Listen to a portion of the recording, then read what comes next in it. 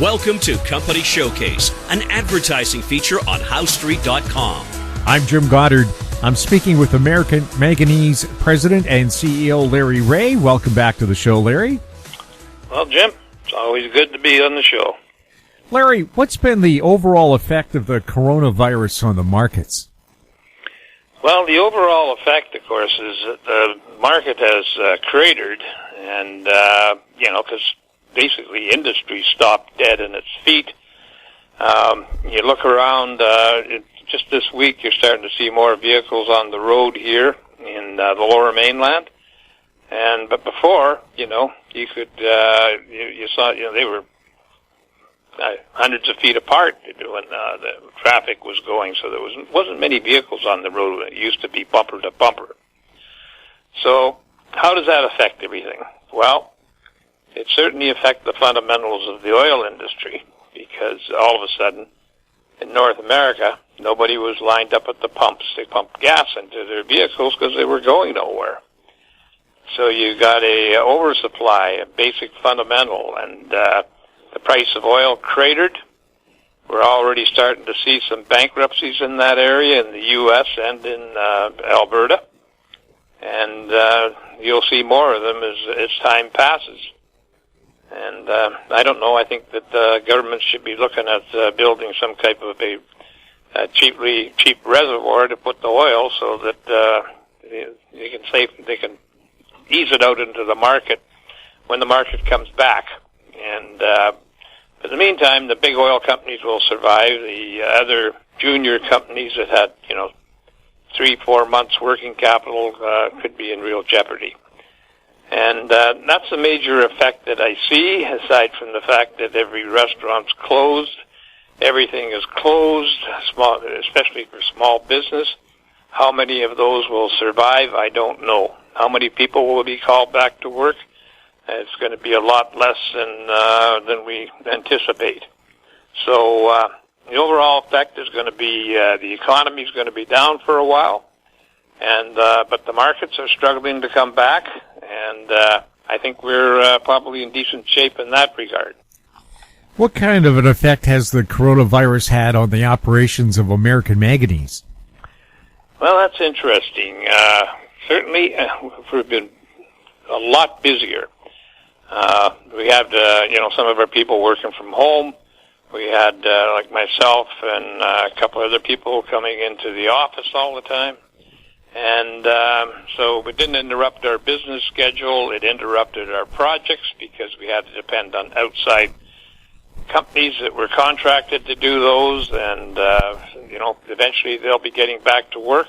But there's also, there's a silver cloud and the silver lining in this black cloud, and that is that we're getting a lot more interest in our recycling program. For example, we've got people, a lot more phone calls, a lot more interest in moving ahead with what we're doing. It seems like everybody now is concerned about certain issues, certainly first and foremost is the environment.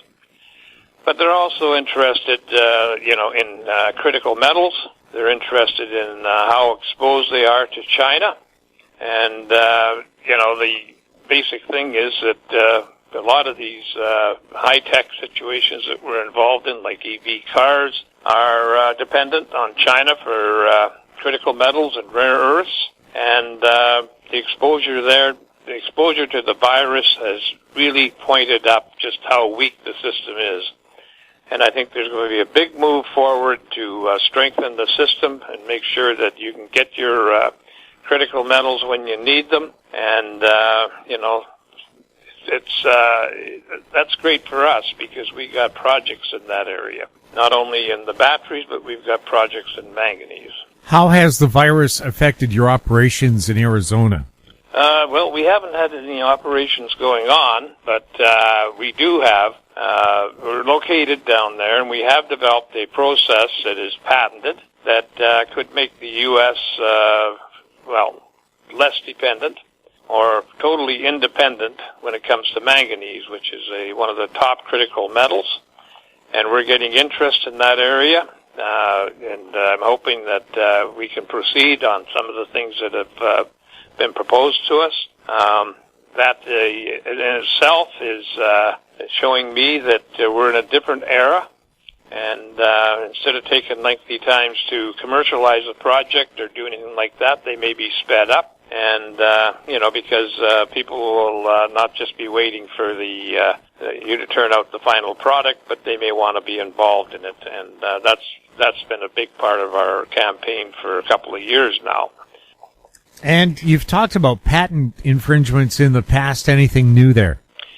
Well, I just read about a patent infringement with Tesla, whose allegedly patent had an infringement on a patent that's held by Nikola, and that's a $2 billion patent infringement. And believe it or not, it's on the design of the semi truck, and it is something that basically, and the Tesla tried to get it ruled out, and it hasn't been, and it probably will not be. So that tells you how strong patents are. I had an interview a week ago with a company called Crux out of the UK, and they were trying to tell me that proprietary was just as good as patents. But one thing about a patent, it's everything that you've got is there's a record of it. It's in the patent office, and if you have proprietary information, then you're probably the only one that has records of that. So it's a lot harder to defend that. And so we feel that our patents are our strongest asset in the company, and I include the manganese patent in that, as well as the patents for recycling and our applications in other parts of the world. That will protect us. People are concerned that it doesn't, but you only have to read about a patent infringement like this $2 billion patent infringement that Tesla's involved with, and it begins to show you that, maybe patents are really something that a company requires if they've got some specific intellectual property. And if they don't patent it, maybe it's not patentable, so that proprietorship doesn't work. And you've basically the patent is your lifeblood at the end of the day. So I'm really happy with ours, and I think that going forward that this will be more and more recognized by our shareholders and new investors. So, this is not going to sit there forever. I looked at the development by Goodenough, one of the Nobel Prize winners, and they figured the timeline on a flow battery or a battery that he was working on could be up to 8 years. And, I think that this coronavirus will take that timeline and cut it in half because, people can't wait around for something to be commercialized. By the time it gets commercialized, there's a lineup at the door, and so any smart company will be wanting to get involved in the development of a commercialized plant, and I think that will come sooner than later. Larry, how can people get more information about American Manganese? American Manganese is a TSX Venture Exchange listed company, and we have a website out there, AmericanManganeseInc.com. We have you can contact the company by emailing us or myself at lreaugh, LREAUGH, at amymn.com. Or you can phone the office here at 778-574-4444. And we trade on the Venture Exchange under the symbol AMY. We trade in the U.S. under the symbol AMYZF, and we trade in Frankfurt under the symbol 2AM. Larry, thank you so much for the update. Thank you, Jim. My guest has been Larry Reaugh, CEO and President of American Manganese. I'm Jim Goddard. Our conversation took place on April 24th. Comments made on Company Showcase are an expression of opinion only and should not be construed in any manner whatsoever as recommendations to buy or sell any financial instrument at any time. Archived online at howstreet.com. Company Showcase is a production of House Street Media Incorporated.